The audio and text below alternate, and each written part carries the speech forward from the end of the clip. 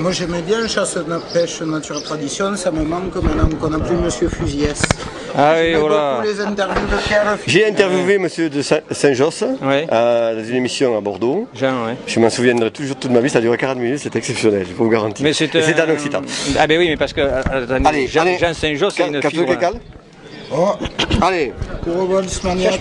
Elle va m'aider parce que là c'est une époque occitane. allez, che siamo a me monsieur Pujalou che è svenguto del Médoc direct e France 3 donc là où l'intervista perché si è svenguto di un petit village de Minerves perdu al fin fond della Minerve débattre de l'Union européenne. Parce que j'ai envie de défendre les peuples. Les peuples, c'est la différence de toutes ces différences, ce plaisir de cette France que l'on a connue et qui est en train de se liquéfier par cette politique européenne qui veut tout aseptiser. Et moi, que ce soit la langue, que ce soit les cultures de chasse, de pêche, de tradition, qu'elles soient civicoles, viticoles, culinaires, gastronomiques, c'est fameux cette France, il faut la défendre. Aujourd'hui, on est en train de la niveler par le bas, de faire tout disparaître. Donc si je suis venu aujourd'hui écouter les gens qui avaient à défendre cette langue occitane, je viens de leur dire, ok, ça me parle moi ça. Parce que j'ai envie de défendre toutes ces différences. Cette France qui chante, qui parle, qui a des choses à défendre, qui a un vécu, un passé, et c'est bien pour ça qu'on est là aujourd'hui. C'est dire aujourd'hui cette Europe ne marche pas, il faut remettre des gens d'en bas, il faut remettre des gens qui ont des valeurs de solidarité, d'honnêteté, de loyauté, et puis quand même que l'émanation même du peuple, ils ont fait une modification de scrutin pour soi-disant faire venir des élus du terrain pour aller à l'Europe. Aujourd'hui on voit des candidats qui arrivent de Paris, sénateur de l'Essonne, l'autre il a trouvé son arrière-arrière-grand-père qui devait venir de la grotte de Lascaux. Comment voulez-vous qu'il défende le foie gras, qu'il défende le bon rosé, s'il n'y a pas connu, s'il ne l'a pas goûté? Moi voilà, c'est pour ça que je suis là. Explique-moi, un Médoc, c'est parle la langue ou passe? Non, je ne parle pas la langue médocaine. Est-ce qu'elle se parle en général? Est-ce qu'elle se parle? Oui. Il y en a. La parlate. Ah, je la parle. Eh bien, perché me la parle passe? Perché per salvare une traduction, là, qu'elle pratique. Chez nous, je suis proche de la Charente-Maritime, ils parlent le gabaille. Aïe, aïe, aïe. Et là, c'est encore plus commenté. Ils disent à Tiochen, et Tiochen va manger son patron, et Tiochen n'est pas bonne. Parce que si elle chasseur, le Tiochen n'est pas bonne, ne peut pas chasser gibier. Mais chez nous, l'Occitane est moins parlé que dès qu'on descend chez ma collègue du Tarn.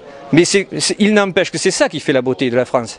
C'est trouver toutes ces différences, toutes ces langues qu'il faut maintenir. Quand on dit pourquoi l'Europe, le niveau européen, moi ce qui me tient à cœur l'Europe, c'est qu'il y a des gens qui donnent des fonds pour maintenir les langues en activité et non pas des subventions régionales ou départementales qui asservissent les associations au maintien des subventions. Autrement dit, après, vous êtes muselés aujourd'hui, il n'y a plus de démocratie parce que ou le conseiller général ou le président de la région vous dit restez à la niche, sinon plus de subventions.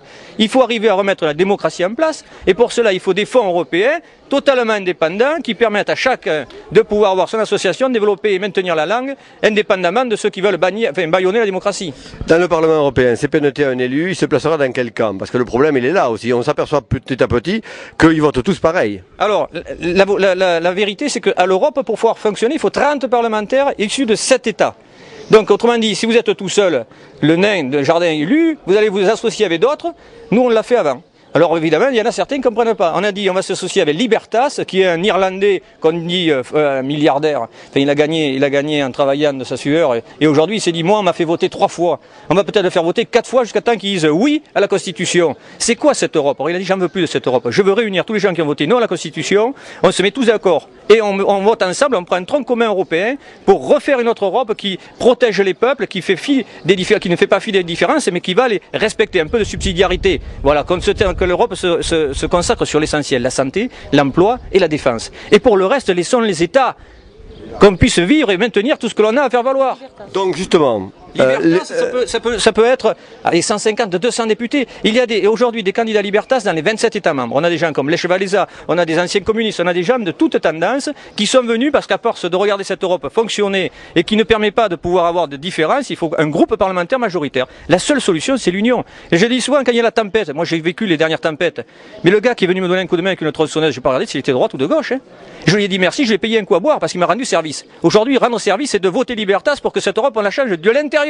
Voilà. Sinon, c'est plein de bonnet. 5 vous devez pagar un code de verre de rosade de Minerves. Ma la question est questa. Se il y a ça veut pas, il y a une causalité entre la gauche et l'esquerre des fois, ou quin sujet social ou libéral ou des services publics, per ou contre, se per noter Libertas fera la causida.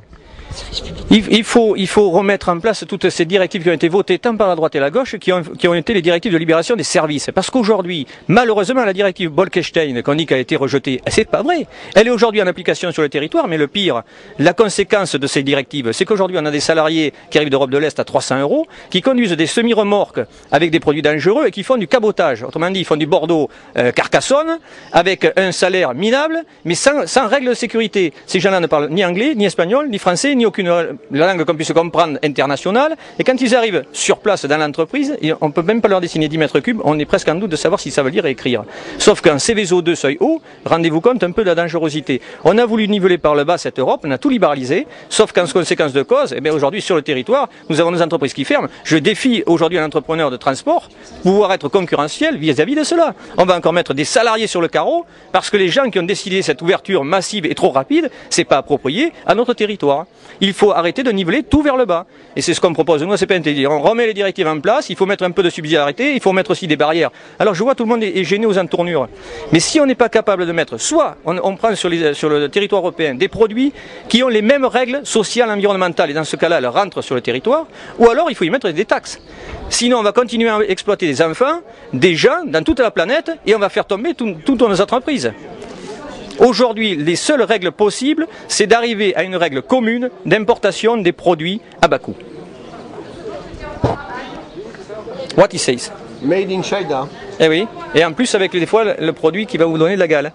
Attention. Ça ne veut pas, mais en tout cas, il y a marqué en Occitan une cause. Donc, vous laisse dire simplement que cal avait une éthique dans l'économie locale. Si.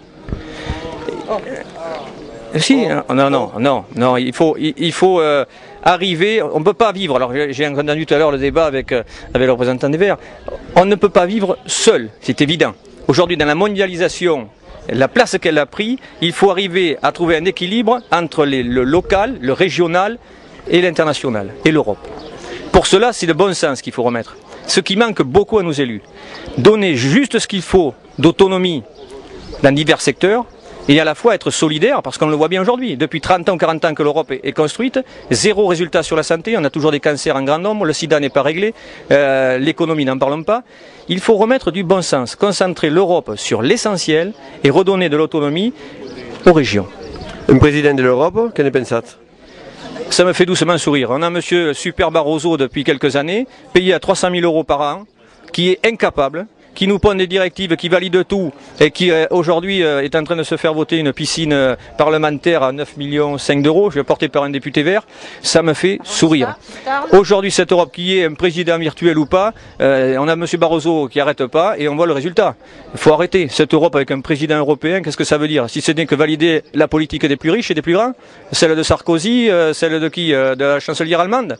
Et puis les autres continueront. Aujourd'hui, c'est la même Europe qu'on nous propose. Si vous regardez bien, les plus grands partis vous proposent stricto sensu la même Europe. Remarquez, avec actuellement la France de Neuilly-sur-Seine comme vient la France des Versailles. Donc il y a une différence entre la France de Bruxelles et la France de Neuilly-sur-Seine? Je crois qu'il y a beaucoup de collusion. L'Europe, si on y met le poids de Neuilly et le poids de la chancelière, plus un peu à côté quelques Anglais, on arrive à voir de suite la politique européenne est menée par les 2 ou 3 plus gros.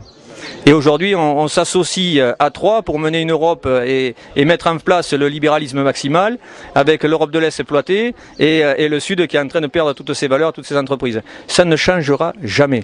Si on ne met pas à l'intérieur des groupes parlementaires indépendants qui ont une approche différente, la politique pour les prochaines années sera la même que celle qu'on a vécue aujourd'hui. Je garantis malheureusement aux Françaises et aux Français que les conséquences des délocalisations, des pertes d'identité, de savoir-faire vont s'amplifier. On parlait justement de perte d'identité. Alors si je me souviens bien, CPNT est un mouvement qui a été monté à la base par le Front National. À partir de là, vous rejoignez le souverainiste d'extrême droite de Villiers. C'est quoi? C'est un retour aux premiers amours? Alors, sur la première question, c'est totalement faux. Celui qui a créé le Front National, c'est Le Pen, enfin, on peut l'identifier. Quant à Jean Saint-Josse, je peux vous dire que vendeurs de marché, ambulants et des gens de gauche à l'intérieur, si je prends la plupart des dirigeants dirigeants de CPNT sur tout le territoire, ce sont d'anciens socialistes ou d'anciens syndicalistes. Moi-même, je suis dans ma société, je suis encore représentant du personnel plutôt côté CGT, mais sans l'étiquette, enfin sans le timbre. Tous mes collègues que l'on peut prendre, ils sont plutôt issus, on va dire, moitié de gauche, moitié de droite. Parce que le mouvement CPNT, c'est toujours revendiqué un parti, ni de gauche ni de droite, mais au cœur de la ruralité. Le taxi d'extrême droite, c'est une grosse fumisterie. Il faut démonter tout ça parce que quand même, si à moi on vient me dire que j'ai des valeurs d'extrême droite, il va falloir aller regarder profond. Hein, parce que moi je peux me regarder dans une glace et je défie quiconque de venir me trouver quelque chose qui ressemble à l'extrême droite. Par contre, je suis quelqu'un de juste, de loyal et d'honnête. Je n'adhère pas à certaines valeurs qui sont aujourd'hui soutenues par la gauche et qui a conduit la France à la bonne année aujourd'hui. On me fera jamais dire qu'aujourd'hui cette gauche elle est porteuse d'avenir parce qu'elle a trop trompé de gens. Moi depuis 81, j'ai connu la gauche. Hein, et Mitterrand, il ne faut pas m'en reparler. Et Jospin encore moins avec sa copine Voynet qui a supprimé les chasseurs et supprimé les pêcheurs. À un moment donné, il faut être juste. La gauche ne correspond pas aujourd'hui à ce que les Français ont besoin. Je ne dis pas non plus que la droite telle qu'elle l'est aujourd'hui, avec les grands patrons qui s'en vont avec des masses d'argent et qui n'ont aucun honneur, ça veut aussi répondre à ce que les Français doivent avoir. C'est PNT est une émanation du peuple, de gens de bon sens, qui en ont marre de se faire avoir par des gens de gauche et de droite et qui considèrent qu'aujourd'hui il faut reprendre le pouvoir et diriger par nous-mêmes.